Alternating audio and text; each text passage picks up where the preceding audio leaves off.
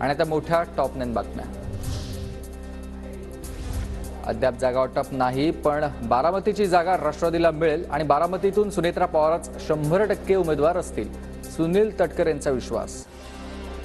जागा वाटप होत नाही तोपर्यंत त्या बाबतीमध्ये अधिकृत बोलणं योग्य राहणार नाही, पण ही जागा राष्ट्रवादी काँग्रेस पक्षाला मिळाल्याच्या नंतर राष्ट्रवादी काँग्रेस पक्षाच्या वतीने सुनेत्रा वहिनी पवार याच त्या ठिकाणी 100% उमेदवार असतील।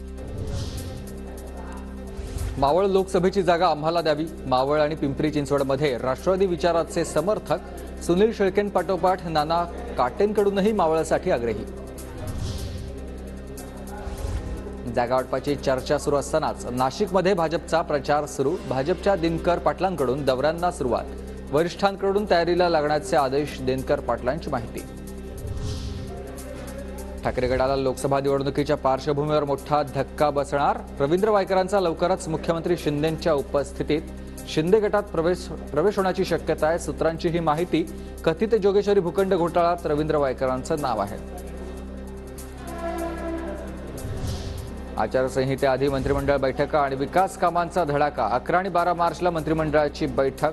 पुढच्या आठवड्यात आचारसंहिता जाहीर होण्याची शक्यता। सांगलीची जागा काँग्रेसकडेच राहील। विशाल पाटील दावेदार। आमदार विश्वजित कदमांची माहिती। तर कार्यकर्त्यांनी कामाला लागावं, कोणत्याही अफवांनी संभ्रमित होऊ नये, विश्वजित कदमांचं काँग्रेसच्या कार्यकर्त्यांना आवाहन आहे। सांगलीची जागा काँग्रेसकडे राहील।